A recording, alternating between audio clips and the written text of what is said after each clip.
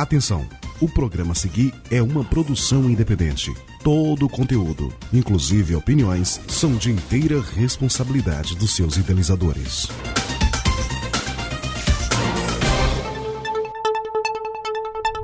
Edgar Neto, Rodrigo Caon e Vinícius Lima. Atenção, taverneiros de plantão. No ar, a Taverna. O melhor programa do Brasil. Toda a equipe comentará agora os principais fatos da semana e os assuntos que realmente interessam. Opinião. Todos reunidos agora, só aqui na Taverna.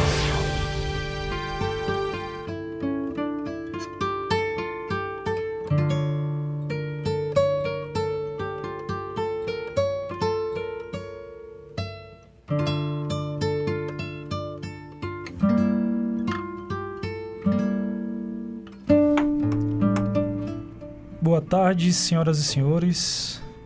Hoje, sábado, dia 11 de fevereiro de 2023, está no ar mais um Taverna em Vitória da Conquista. Eu sou Edgar Neto e aqui ao meu lado esquerdo, como sempre, ele, nosso querido Karl Marx. Não... Nosso querido Vinícius Lima. Boa tarde, Vinícius. Bem-vindo. E à minha direita, ninguém mais, ninguém menos que nosso querido Rodrigo Caon. Boa tarde, Caon. Boa tarde, Edgar. E hoje, né, mais um Taverna, segundo, na verdade, né, nosso segundo programa, feito com muito carinho, com muita alegria, para apresentar, claro, diversos temas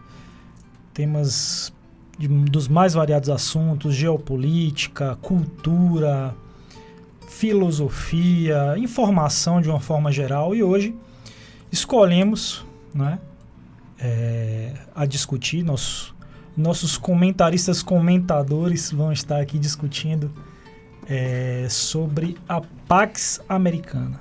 Então, nosso segundo bloco, nós vamos começar fazendo essa definição do que é o nosso tema, essa apresentação, e vamos estar discutindo ao longo do programa. E para você que está chegando agora, aqui no Taverna, na Rádio Melodia FM e também no YouTube, peço gentilmente que sigam as nossas redes sociais, no Instagram e também no YouTube. Então vamos para uma pequena pausa, um pequeno intervalo, e já já nós voltamos.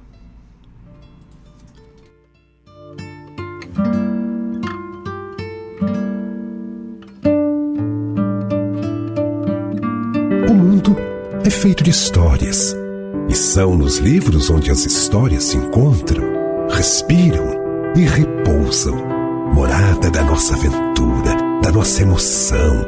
O livro é a casa da imaginação. É lá que vivem nossos heróis. Você já pensou de como um livro pode modificar uma vida? Todos os anos, o Grupo Bandeirantes e o Sesc promovem uma grande campanha de doação de livros. O que pouca gente sabe é que um simples gesto de doar um livro pode transformar a vida de outras pessoas. É aí que uma nova história surge. O livro doado modifica a vida de outras pessoas que recebem a oportunidade de ler um livro. Doe, participe. Granja e Peixaria Frank. Toda qualidade você vai gostar. Peixes e frangos em um só lugar. Então venha conferir. Tudo que você precisa tem aqui. Você é bem atendido. A maior variedade, melhor preço garantido. Venha se surpreender. Tem o melhor pra você. Granja e Peixaria Frank. Sua melhor opção. O nosso atendimento é sem comparação. Rua Joaquim Nabuco, box 45, Ceasa. Centro, telefone 77 988555641. Granja e Peixaria Frank. Coxa e sobrecoxa, galinha caipirinha, bacalhau norueguês, linguiça de porco, mista e de frango. Tudo em peixes e frangos pra você, num só lugar. Granja e Peixaria Frank.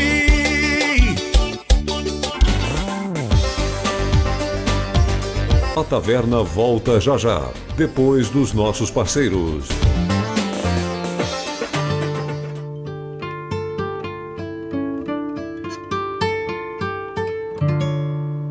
Estamos de volta com o segundo bloco do Taverna neste sábado.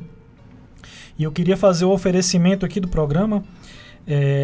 Nosso patrocinador é Granja e Peixaria Frank, que tem mais de 20 anos no mercado conquistense com produtos, peixe, frango, carnes, variedades. Então você pode encontrar a Peixaria Frank no Ceasa, tanto do centro quanto da feirinha do Bairro Brasil. Então vamos lá. Nosso programa de hoje a gente traz um tema que é um tema que está bem discutido, né, nos telejornais. E como a gente tinha conversado até na discussão, na abertura, na escolha dessa pauta, dessa proposta,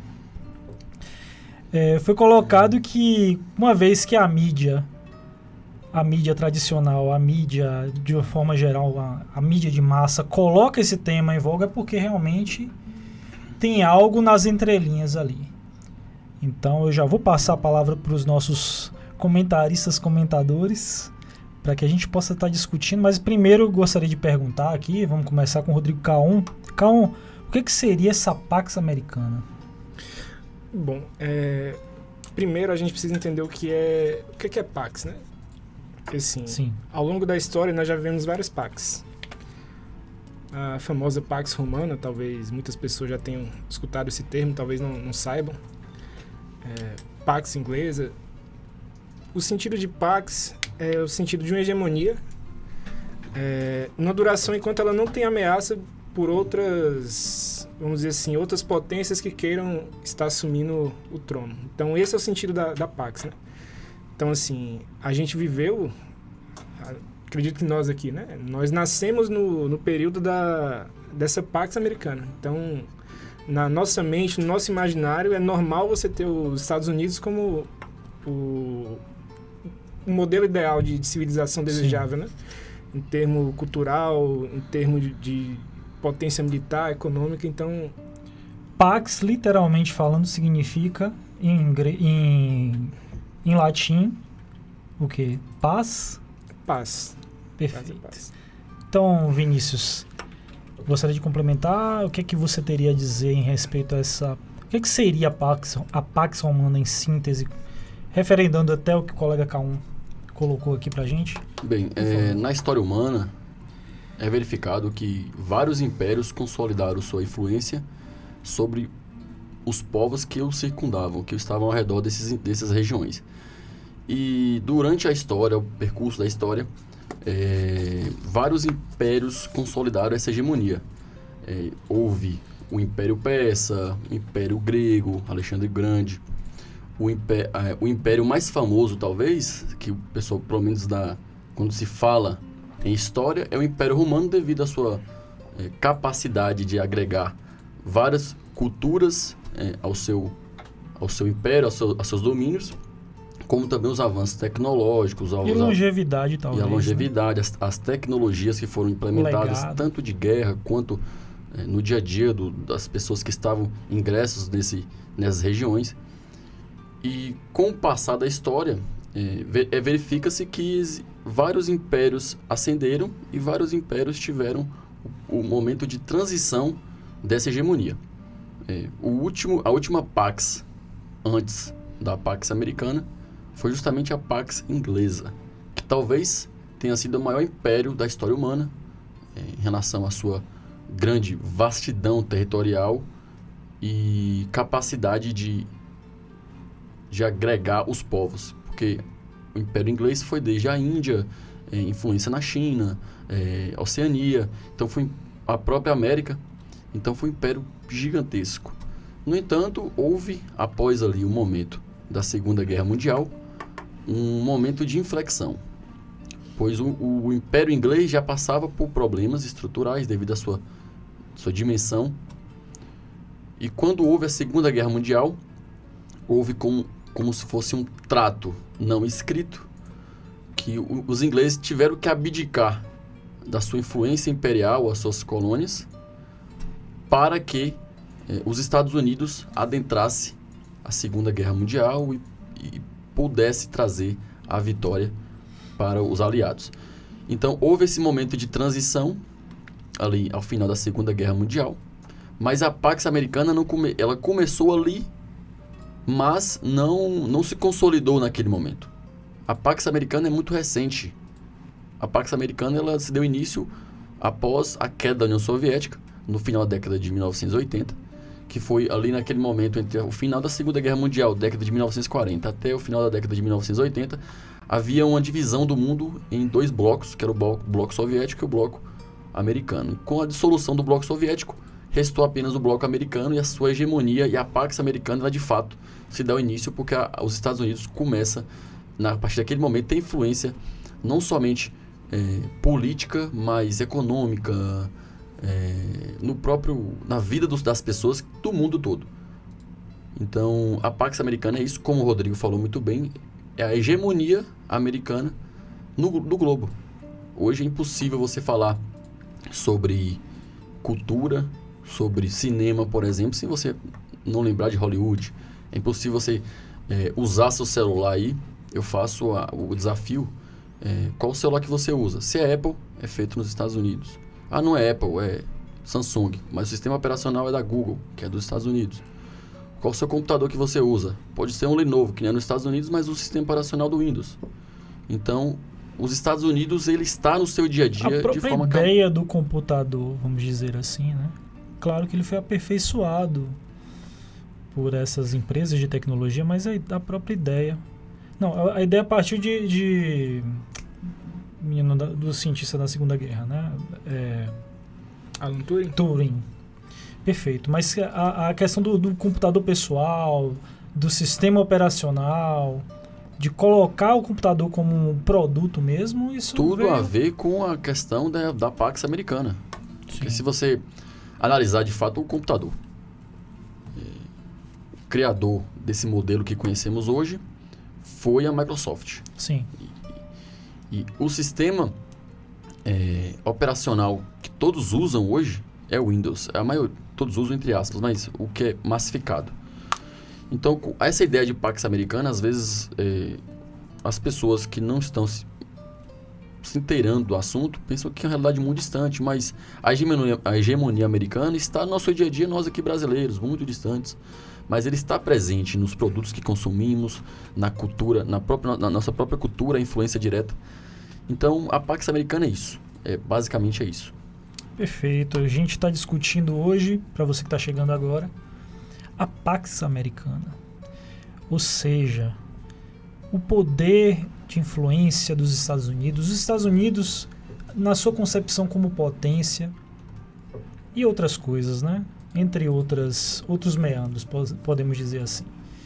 E, Kaon, me fala uma coisa. Toda essa questão americana aí, como o Vinícius mencionou, em relação à própria União Soviética, essa dicotomia toda que a gente viu aí, nascemos pelo menos nesse declínio, aparente declínio, e está acontecendo de certa maneira um surgimento, vamos dizer assim, dessa tensão novamente. Como é que isso se coaduna, vamos dizer assim, nesse contexto, nessa definição ainda na definição do conceito de Pax Americana? Assim, como o Vinícius explicou muito bem, né? Até sobre essa questão inglesa. Se a gente parar para pensar, os Estados Unidos é fruto vamos supor, uma semente inglesa que foi expulsa, né? Caiu na América, vamos brincar assim. E assim, essa hegemonia americana, ela começa muito por fruto do final da Segunda Guerra Mundial, né? Então, os Estados Unidos se coloca... Mas assim, eu acredito, sem haver um declínio inglês, assim... por exemplo, se a gente pensar que Roma acabou, né? A Inglaterra não chegou a acabar. Ela passou por uma turbulência e os Estados Unidos ascendeu imediatamente. Só que, assim, pro imaginário de outras potências, você pega um país como a Rússia, né? Ou na visão dos próprios europeus, eu acho que ainda não se perdeu aquela questão assim, nós estamos abaixo. Acho que isso levou um tempo para o imaginário, né? Enxergar os Estados Unidos como realmente o líder mundial. Só que economicamente os Estados Unidos foi se colocando nessa questão sem precisar se vender dessa forma, né? Então essa questão também cultural, o cinema foi emplacando, fazendo esse marketing dos Estados Unidos pelo mundo. Só que na parte militar, né, assim como os alemães também tinham uma grande tecnologia, né? Então, assim, foi muito trabalhoso na Segunda Guerra também. Você venceu os alemães na parte da ciência, na parte da tecnologia. Os soviéticos, né, os russos também da mesma forma. Então, teve aquela corrida espacial, né? Mas, assim, os Estados Unidos sempre foi conseguindo vencer. O protagonista. Sempre foi o protagonista, né? Então, ele sempre chega lá, nem que seja 2 segundos antes, ele consegue chegar lá. Só que, assim, eu acredito que com essa coisa da internet hoje em dia, tá muito mais fácil você ter informações de qualquer país, de qualquer lugar do mundo. Se a gente consegue ter, você imagine governos, sistemas de inteligência, né? Você consegue entender como as coisas estão indo, como vai a educação de um país, como vai a alimentação, a agricultura. Então, eu acho que os Estados Unidos se consolidar nessa hegemonia foi difícil, mas ele não conseguiu abrir uma larga vantagem. Até porque hoje nós vivemos um outro período, né? Tipo, você não tem mais aquela coisa de você invadir um outro país, derrotar ali, absorver aquela civilização, né? Como aconteceu com Roma, como a própria Inglaterra fez, né? Como foi também a questão da expansão marítima. Então, assim, os Estados Unidos ele nunca conseguiu decolar, apesar de sempre ser o líder. Então, assim, ele sempre teve países no seu encalço. Então, teve a União Soviética, ficou aquela rivalidade histórica ali com a Rússia, né? E agora a gente também veio ascender na China. E acho que isso também parte de... Essa ascensão chinesa também parte de uma... muito por ajuda soviética também, né? Por ajuda da Rússia. E, assim, voltando a falar um pouco sobre essa questão da hegemonia americana, a gente observa que quando a gente fala de geopolítica, a gente não pode só levar em conta a questão política, né? A gente tem que também levar em conta a geografia. Então, os Estados Unidos ele tem saída para os dois lados do oceano, né? O único país assim, de dimensão continental que tem esse benefício. Então, pelo lado atlântico, até aquele período ali da Guerra Fria, a intensidade de comércio, né? De comércio marítimo, era por aquele lado. Muito por negociação, né? Entre América e Europa, então tudo ficava focado ali, né? Até pela costa africana. Então, aquele era o... Só que com essa ascensão chinesa, o Pacífico virou a rota de mais intensidade. Então, assim, ao mesmo tempo que os Estados Unidos tinham esse favorecimento, né? De ter negócio pelos dois lados do oceano, só que isso também fez a China se fortalecer, né? O lado russo também ficar mais forte. Então, por isso que eu acredito que não teve essa disparidade grande, teve econômica, mas assim, em termo tecnológico, militar, os Estados Unidos não conseguiu ficar tão à frente, e acho que por isso sempre teve esses perseguidores, né? Há uma questão topográfica também na questão de escoamento, enfim, até de pessoas, até em caso de guerra, né? Já ouvi falar que o desenho das highways, né, é uma espinha, né? Como se fosse uma espinha de peixe, para facilitar a fuga das pessoas dos grandes centros para a faixa do litoral, tanto leste quanto oeste. Então me diga, Vinícius, o que é que você... Os Estados Unidos, os brasileiros, eles acreditam que o Brasil é um país abençoado. Sim. Só que, objetivamente, um país abençoado são os Estados Unidos. Por quê? Por exemplo, se você analisar como o Caon falou ali, muito bem explicado, do ponto de vista geográfico, os Estados Unidos está posicionado estrategicamente no globo. Ele está localizado entre os dois maiores oceanos do mundo, o Oceano Pacífico e o Oceano Atlântico. Ele tem a maior área cultivável do mundo. Pensa-se que é o Brasil, mas não. O meio oeste dos Estados Unidos é a maior área cultivável contígua do mundo. Eles têm a maior quantidade de rios navegáveis do planeta. É tão absurda a diferença que se você somar todas as rotas fluviais dos países fora os Estados Unidos, não dá a quantidade de quilômetros que a vastidão fluvial que os Estados Unidos que ele Então, tem. para conquistar isso também não foi tarefa fácil, né? Também. Mas tem uma questão de esforço. O ponto é que isso é tão importante, mas para que as pessoas entendam. Por exemplo, o modal fluvial, ele é muito mais barato que o modal rodoviário. Sim. Até mesmo que o ferroviário, que é mais eficiente que o rodoviário. Para se ter ideia, existem estudos que dizem, o modal fluvial, ele representa 1/12 do modal rodoviário, a depender da região. Então é absurdo. Então, como você, aqui no Brasil, engessado com uma estrutura altamente rodoviária, vai competir com um produto americano, que além de ter uma moeda fortíssima, tem essa infraestrutura toda à disposição. Não somente o modal fluvial, a malha ferroviária dos Estados Unidos é uma das maiores do mundo. E olha o tamanho daquele país, é gigantesco. Eles têm essas vantagens geográficas, como dito, grande vastidão territorial, que é uma vantagem, banhado por 2 rios, dois oceanos, os maiores e os mais importantes do mundo, a maior quantidade de redes fluviais do planeta, a 4ª maior bacia hidrográfica do mundo é a bacia de Mississippi, está nos Estados Unidos. Eles não têm uma topografia que os atrapalhe, como por exemplo, você pode falar assim, mas o México também é banhado pelos 2 oceanos, mas o México tem uma cordilheira que divide o país no meio, é igual aqui na América do Sul. Nós temos aqui, a América do Sul é banhada por 2 oceanos, Oceano Atlântico e Oceano Pacífico. No meio temos a maior cordilheira do mundo, a Cordilheira dos Andes.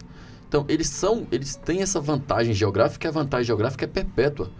Você não tem como passar ou vender ou perder. Sem considerar a floresta também, ela né? existe, que é ela está outra lá. barreira além da cordilheira. E isso por si só já é uma vantagem gigantesca, essas vantagens geográficas que os Estados Unidos têm, que alguns autores dizem assim, que Kaon até comentou comigo ontem, achei interessantíssimo, que alguns autores dizem assim, olha, os Estados Unidos é um império inevitável, porque eles têm vantagens geográficas que são... que eles não têm como perder essas vantagens. Mesmo eles não sendo uma ascensão, a principal potência global, eles não têm como perder essas vantagens. E isso é uma das vantagens que eles têm. Eles têm uma vantagem demográfica também. O que significa isso? É uma grande população jovem e crescente. A China hoje não tem essa vantagem. A China é uma grande população, mas é uma população que está envelhecendo. E devido à política do filho único, o que acontece? Os chineses optavam por ter filhos homens, o aborto seletivo. Porque as filhas mulheres, eles vão morar com o marido e não tem como cuidar dos pais. E o sistema previdenciário da China não é um bom sistema previdenciário. E os Estados Unidos não tem esse problema, é uma população crescente e jovem. Os Estados Unidos, outro ponto que é fundamental e é um diferencial competitivo para os americanos, é a vantagem tecnológica. As principais empresas do planeta estão lá, eles atraem as melhores mentes do mundo. Se você pegar Steve Jobs, o pai dele é um sírio. Se você pegar Elon Musk, um dos homens mais ricos do mundo, é sul-africano. Se você pegar o próprio Google, o cofundador do Google é um russo. Então, eles trazem as melhores mentes do mundo. Mas fundaram lá, né? Tudo lá, porque Tesla. essa mentalidade o empreendedora... Tesla, que era italiano. Sim. Eles têm essa capacidade, o sonho americano atrai muito. Além dessa vantagem geográfica, demográfica, tecnológica, eles têm uma vantagem que é muito importante, que nós brasileiros nunca tivemos. É a vantagem institucional. Os caras têm a mesma Constituição desde 1776.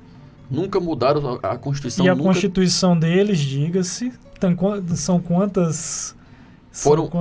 Eles até hoje foram, salvo engano, 26 emendas. Até hoje. Sim. Nós temos isso quase por ano no Brasil. Exatamente. Nós temos... eles têm uma Constituição única desde 1776 com a mesma moeda. O Brasil foi fundado, Império, quando ele desvincula de Portugal, em 1822. Perfeito. Certo. Ou seja, 50 anos na frente dos caras. Nós tivemos 6 constituições. Os caras têm 1. Nós tivemos 9 moedas. Eles tiveram 1 apenas. Então, olha a vantagem institucional que esses caras têm. Os Founding Fathers, que são os pais fundadores da nação americana, os idealizadores da Constituição, eles fizeram sistemas de pesos e contrapesos que funcionam, e realmente os Estados Unidos é uma democracia pujante e participativa. A democracia brasileira é uma democracia me desculpa o termo, mas mentirosa. Eu desafio aqui qualquer ouvinte, ou até nós aqui do que estamos reunidos, quando foi que participamos de uma reunião comunitária para debatermos os assuntos que pertinentes à nossa comunidade, à nossa cidade, ao nosso município? Quando? O americano, isso é comum. É uma democracia participativa. A democracia, ela parte da ideia de que o povo deve participar das decisões. E lá, o sistema deles é altamente propício a isso, e os americanos, eles absorveram isso na cultura de tal modo que eles fazem a democracia acontecer. É realmente participativa. Os caras escolhem delegado, eles escolhem os representantes do condado, as eleições são de 2 em 2 anos para o Congresso. Então, é uma democracia pujante, e digo mais, é a maior e melhor democracia do mundo. Porque os Estados Unidos é um modelo democrático que deu certo. A maior democracia do mundo é os americanos. Ele tem 300 milhões de pessoas sob um teto democrático. O mundo hoje, por mais que teve muitos avanços, estamos em pleno século XXI, mas quase metade da população mundial vive sob uma ditadura, um regime militar, um regime que não permite as liberdades individuais. Então, os Estados Unidos é uma potência global, é atual império, entre aspas, hegemônico, e, em minha opinião, por mais que é uma nação muito jovem, se você comparar com outras nações, a história de outras nações, é uma nação muito jovem, mas que, devido a essas diferenças, vantagens geográficas, demográficas, tecnológicas, institucionais, proporcionaram o que eles são, hoje. E digo, eu acredito, em minha opinião, que os Estados Unidos não perdem a posição hegemônica para a China tão cedo. Porque os chineses, eles não têm quase nada disso. Se você olhar para a China, eles são um regime muito fechado, planejamento central da economia, uma população gigante que está envelhecendo. Eles têm um problema que a gente não comentou, um diferencial para os Estados Unidos que a gente não comentou aqui. Os Estados Unidos faz fronteira com 2 países, Canadá e México, 2 países amigáveis. A China, ele tem rusgas fronteiriças com a Rússia, com a Índia, com o Paquistão. Então, é um país que está envolto de um espaço ali altamente hostil. É um país que tem, dentro da sua vastidão territorial, um país grande, mas que tem vários desertos dentro do seu país. Então, é um país problemático. Cresce muito, algumas regiões muito, até completamente insalubres. Então, acredito que a Pax Americana, ela vai continuar aí no mínimo uns 50 anos. E se a China não... O próprio fechamento da China em si mesmo é um problema para ela. Proporcionou até agora um crescimento de 10% ao ano, mas se você olhar nos últimos anos, 3%, 4%, por que isso? É o gargalo. Então, eles não vão conseguir crescer na mesma velocidade. Perfeito. E os americanos, eles têm vantagens que proporcionam a eles que eles continuam em ascensão. Então, eu acredito que a China não vai passar os Estados Unidos nessa influência global tão cedo. E um desafio também faço para os ouvintes se a China está passando os Estados Unidos, você sabe qual é a moeda da China? Como a China está se tornando a grande potência global? Eu diria que a moeda da China é dólar. Qual é a moeda corrente da China? Eu acho que o que todo mundo mais conhece da China, pelo menos, é o Baidu, e todo mundo odeia, né? Pois é. Então, a moeda da China é o Yuan. Pois é. O Yuan. Ali mas assim, é uma informação que poucas pessoas do Brasil, pelo menos... dólar menos, chinês. Como ele se posiciona como uma grande nação que irá ditar as regras do jogo, do tabuleiro internacional, do tabuleiro geopolítico. Perfeito. Sendo que não existe ainda essa influência dentro dos outros territórios. Perfeito. Só para fechar esse bloco, para a gente gerar aqui um entendimento no espectador, a questão da Pax Americana, que é essa consolidação de uma estrutura de país, e vamos dizer assim, até da relação desse país com o resto do mundo. Dentro desse conceito, eu não vislumbro assim, que houve uma Pax soviética, talvez restritamente, né, aquele bloco de países com a mesma estrutura, e também não vejo uma perspectiva, pelo menos a curto prazo, de uma Pax chinesa. Muito menos. É como o Vinícius estava falando, né? Tipo, até só voltando aqui um pouquinho nisso. Brevemente para a gente fechar. Com certeza. Quando os Estados Unidos sempre aprendeu a pensar em conjunto. Então, assim, se a gente pensar que o rio Amazonas talvez seja maior do que o rio Mississippi, só que ele só cruza a região amazônica. O Mississippi ele pega de norte a sul dos Estados Unidos. Então, assim, todo mundo que sempre usufruiu do rio foi obrigado a ter que pensar em conjunto. Então, assim, se a gente comparar com o Brasil, o brasileiro não consegue pensar em conjunto. Apesar do nosso país ser gigante, né? A gente falar o mesmo idioma praticamente num continente gigante, mas assim, por exemplo, a gente é baiano, a gente não sabe o que se passa em Manaus. A gente tá aqui, o pessoal que gosta do forró e tal, no Rio Grande do Sul o pessoal tá tomando chimarrão, fazendo churrasco com pão, tocando tarantela, então assim, é muito disperso. Então lá eles sempre conseguiram pensar em união, né? Então, em nação, né? Em nação, em bloco. Isso é um favorecimento. E assim, essa questão muito influência de não ter tido um declínio talvez da Pax inglesa, assim, a Inglaterra ruiu. E sim uma ascensão meteórica dos Estados Unidos, eu acho que é muito por essa questão. E como o Vinícius estava falando, né, dessa questão chinesa, eu acho que é mais uma tentativa de tentar frear os Estados Unidos do que você tá vendo um declínio americano, né, tipo assim, economicamente. Mais uma tentativa assim, talvez os caras estão um pouquinho vulneráveis aqui, bora ver o que a gente consegue, porque a gente não vai conseguir, por exemplo, nosso motor não vai aguentar mais 2 horas de corrida. Então vamos tentar dar uma de Ayrton Senna e jogar o carro em cima do... E outro fator também, Cal, que muito alinhado com o nosso podcast, que eu acredito que é o diferencial americano, é a mentalidade conservadora dos americanos. Parem para pensar. O que é o conservadorismo que a gente debateu no último episódio? É a conservação de princípios, instituições e valores que são eternos, né? Os americanos têm a mesma Constituição há 300 anos, ou seja, eles conservaram... É na prática, né? Eles conservam. A moeda, eles conservam. Eles não vendem a disrupção. Sim. E um exemplo também que esse princípio conservador, por mais que hoje os democratas, que é o grande partido progressista nos Estados Unidos, é muito mais próximo aqui hoje o Brasil, o PSOL, mas a mentalidade conservadora está mesmo dentro da oposição.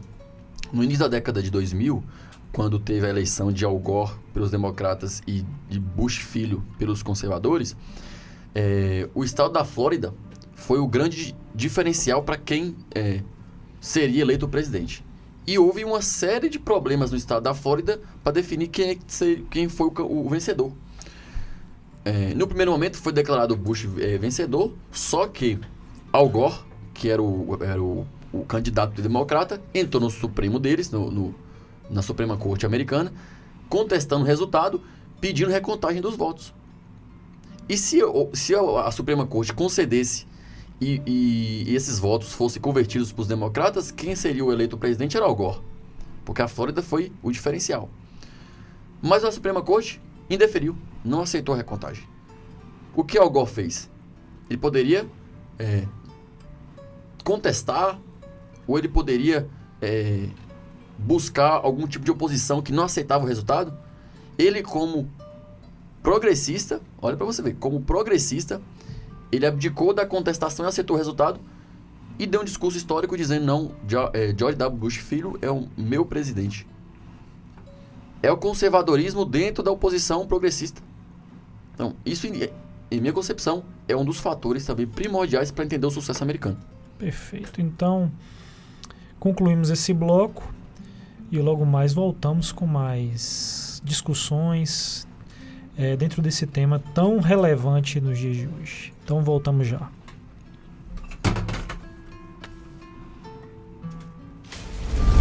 De outubro de 2021, o dia em que o WhatsApp parou.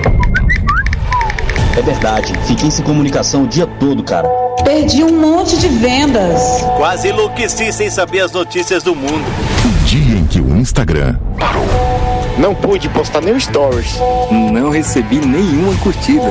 Eu fiquei desesperada de não poder comentar na foto da minha amiga. Dia 4 de outubro, o dia em que o Facebook também parou. Eu fiquei desesperada. Não pude nem comentar na foto da minha melhor amiga. Eu fiquei tão revoltado que eu nem pude anunciar minha casa no grupo de venda da minha cidade. E tem gente que ainda acha que as redes sociais vão acabar com o rádio. O rádio nunca para. O rádio não para nunca. Viva o rádio. O rádio sempre vivo.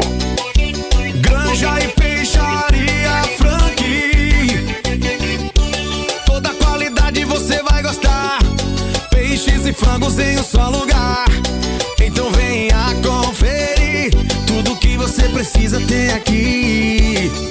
Você é bem atendido, a maior variedade, melhor preço garantido. Venha se surpreender, tem o melhor pra você. Granja e Peixaria Frank, sua melhor opção. O nosso atendimento é sem comparação. Rua Joaquim Nabuco, box 45, Ceasa, Centro, telefone 77 988555641. Granja e Peixaria Frank, coxa e sobrecoxa, galinha caipirinha, bacalhau norueguês, linguiça de porco, mista e de frango. Tudo em peixes e frangos pra você, num só lugar. Granja e Peixaria Frank.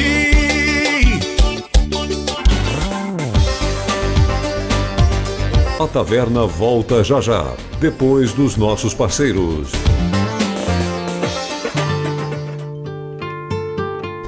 Senhoras e senhores, estamos de volta com o terceiro bloco. Estamos discutindo aqui os Estados Unidos da América, a Pax Americana é o tema de hoje. E nesse terceiro bloco, a gente gostaria de puxar a discussão para os temas mais atuais nesse sentido. Fizemos um apanhado aqui, uma definição, buscamos os conceitos e vocês puderam acompanhar. Quem não acompanhou, siga nas nossas redes sociais, né? Instagram, Facebook, YouTube também. E eu queria também fazer um anúncio aqui, antes de passar a palavra para vocês, que esse programa é um oferecimento de Carla Store, loja feminina e estúdio de beleza. Então, para você mulher que quer gastar o dinheiro do marido, vá em Carla Store, Avenida Crescêncio Silveira, em frente à Faça Festa. Não esqueça, Carla Store. Então vamos lá. Querido Vinícius, me fale, o que está acontecendo na conjuntura? Está acontecendo muita coisa. A gente teve o presidente Trump, eu vou situar assim, vou trazer bem, puxar bem para próximo aqui, o presente. A gente teve um presidente que era cara do negócio, um grande negociador e foi um grande pacificador, vamos dizer assim. E hoje nós temos Joe Biden, que é reticências. Não saberia definir Joe Biden. A figura apática. Eu queria que vocês definissem isso e mais. Totalmente é Exato.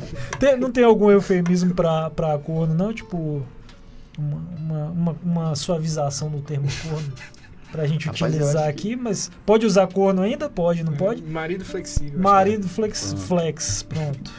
Então, eu queria saber assim, dentro dessa conjuntura, já governo Biden, como é que vocês veem esse cenário dos Estados Unidos em relação à questão institucional, como foi mencionado no bloco anterior? Como é que vocês veem essa força americana hoje com o Joe Biden? Bem,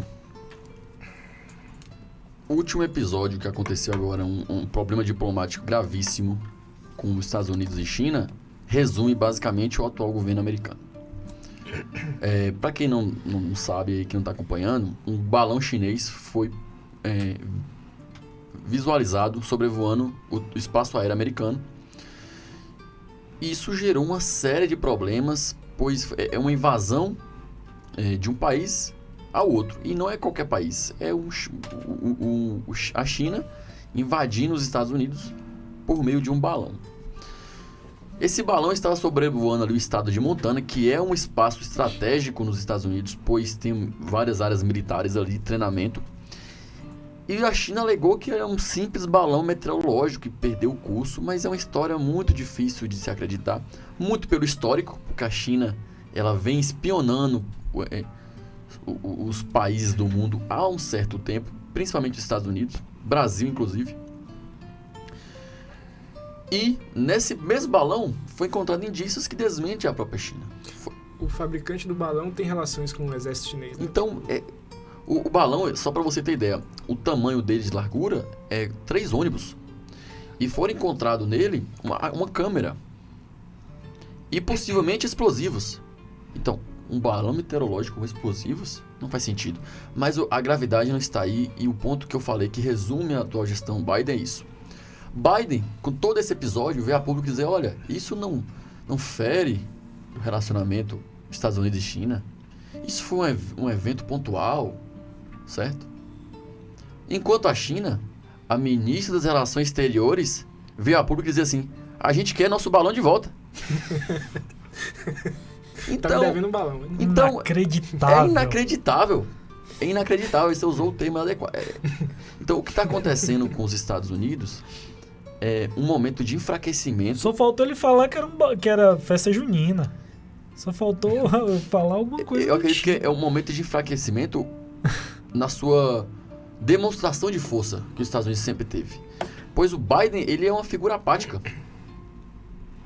Ele não é uma figura que demonstra poder para e segurança para as outras nações. Se a gente fazer uma análise global, o que mantém essas estruturas invisíveis funcionando é os Estados Unidos, é a Pax Americana. Por que a Rússia não invadiu os países bálticos? Por que o Irã ainda não inventou uma bomba atômica, se já não tem, e mandou em Jerusalém, mandou em Tel Aviv, em Israel?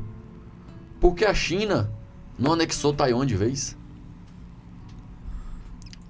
O que segura tudo isso é os Estados Unidos. Esse grande momento de paz que tivemos pós Segunda Guerra Mundial foi graças à Pax Americana.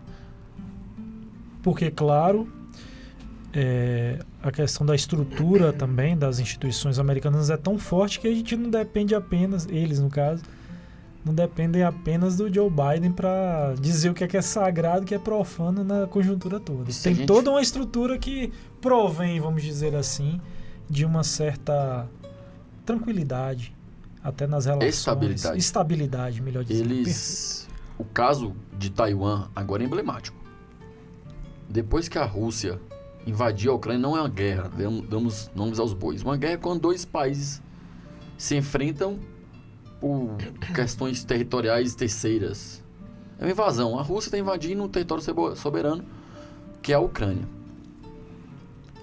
Isso acendeu uma luz de alerta no mundo, pois já se especula que é questão de tempo, e não mas questão de tempo, para que a China faça incursões para a invasão e a tomada e a anexação de Taiwan à China continental. Só que esse é o ponto de inflexão da humanidade, talvez. Parece dramático, mas não é. Porque Taiwan não é a Ucrânia. Do ponto de vista geopolítico, a Ucrânia não é nada. Mas Taiwan já é tudo. Sim. Taiwan representa quase metade da produção dos semicondutores, que são os chips que utiliza do carro, telefone, rádio, qualquer coisa eletrônica. Então, eles possuem esse diferencial. E não somente isso, a questão geográfica, eles são ali para a China como se fosse a primeira barreira de ilhas. Um porta-aviões, uma base americana em Taiwan representaria um bloqueio continental da China. E a China, como país exportador, se existe um bloqueio naval, já era, é colapso. A economia chinesa se colapsa em si mesma. Haja cachorro. Exatamente. Então, assim, é uma questão estratégica. Taiwan não faz parte da OTAN, como a Ucrânia não fazia parte. Se a Ucrânia fizesse parte da OTAN, quando a Rússia invadiu, haveria guerra mundial. Taiwan também não faz parte da OTAN. Mas se a China invadir, haverá guerra mundial, pois os Estados Unidos não permitirá. Perfeito. E alguns autores dizem que é questão de tempo. Houve um episódio da Nancy Pelosi, né? Sim, lá em Taiwan. Aquilo por si só. Olha a resposta da China. Quando a Nancy Pelosi ia sobrevoar apenas Taiwan, ela parou lá. A China fez movimentos militares que simplesmente cercou Taiwan de todos os lados.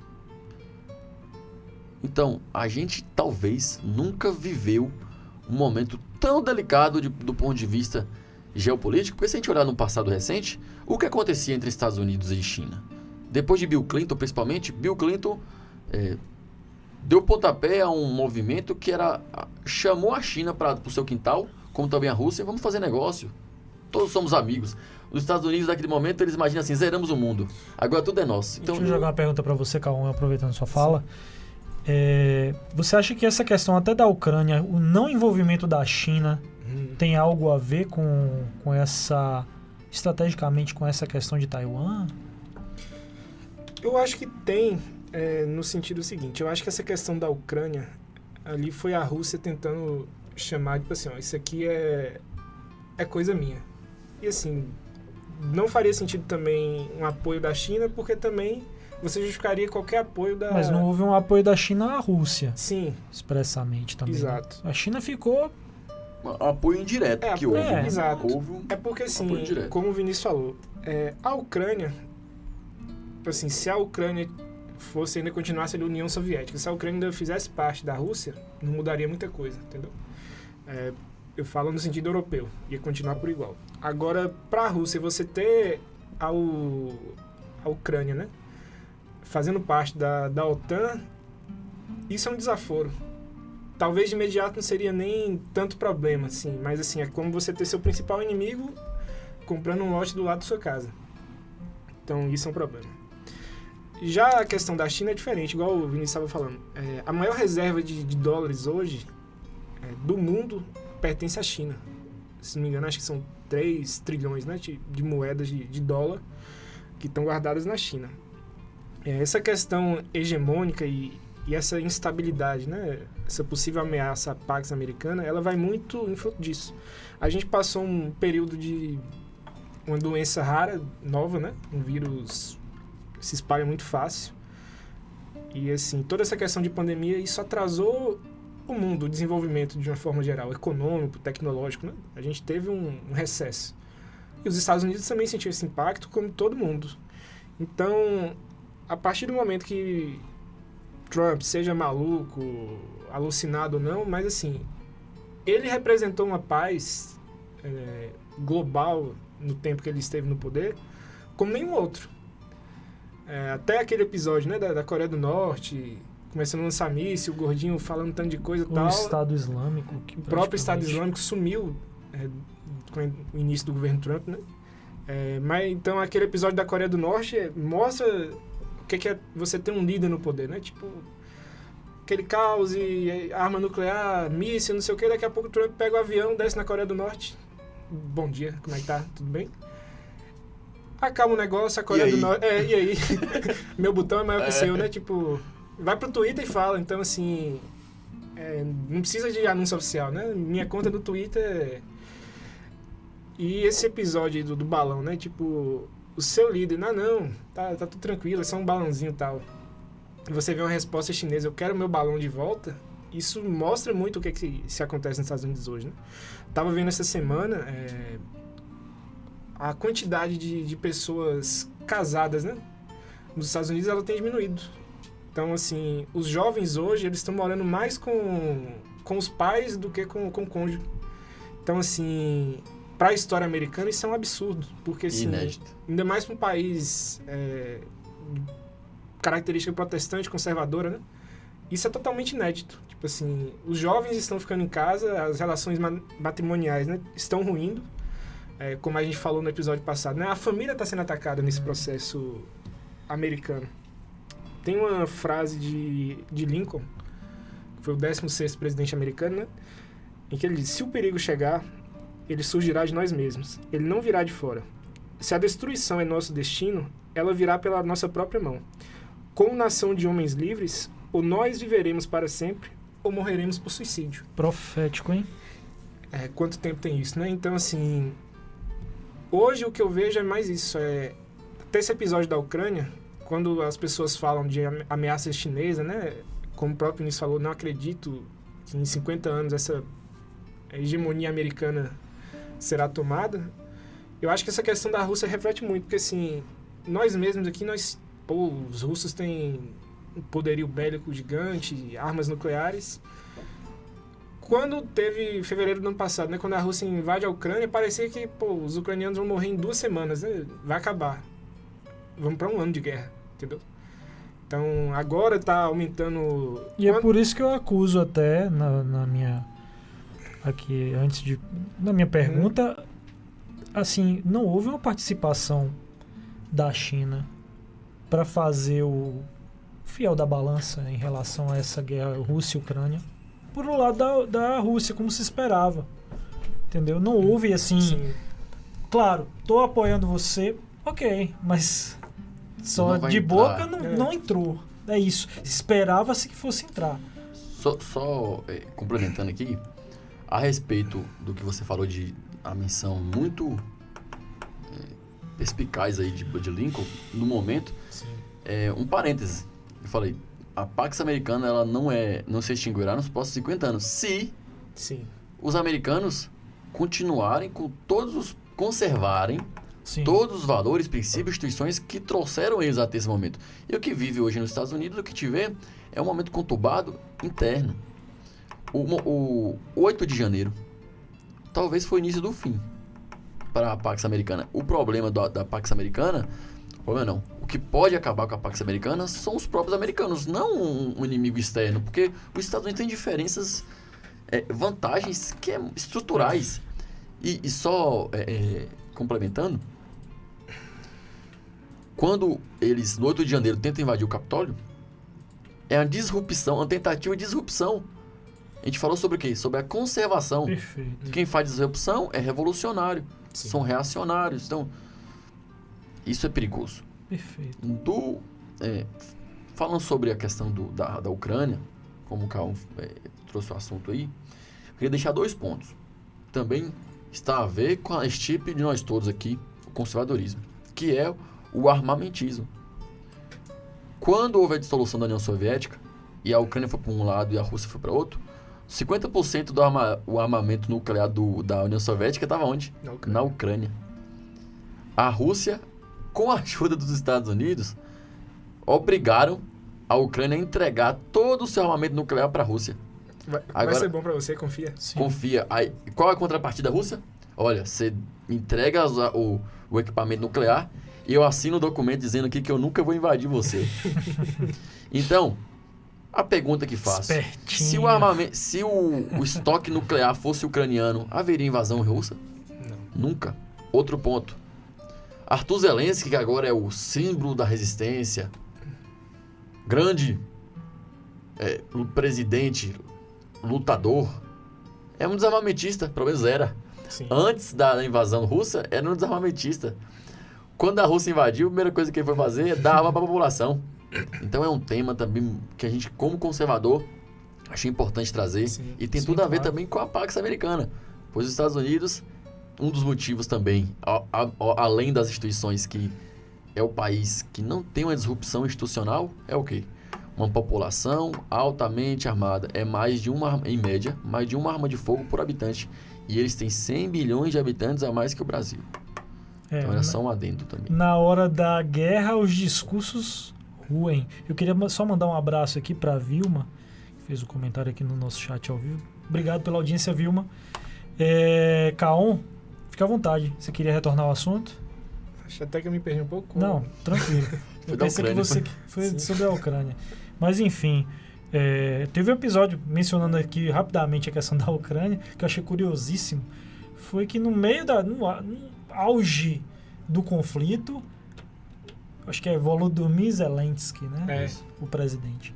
Ele aparece na capa da revista Vogue com sua digníssima esposa. Da revista Vogue. Podia ser qualquer revista do mundo, mas a revista Vogue... Não, isso é tão esculhambado, assim. Semiótica pura. São modos modernos de fazer guerra, né? Até essa questão cultural, como a gente sempre acostumou. Uma revista de moda, Vogue. Por exemplo, eu sou um cara que... Eu gosto, né? Essa questão de história em quadrinhos e tal. Então, assim, a gente aqui cresceu, a gente acostumou ver o Superman, tipo, o cara mais...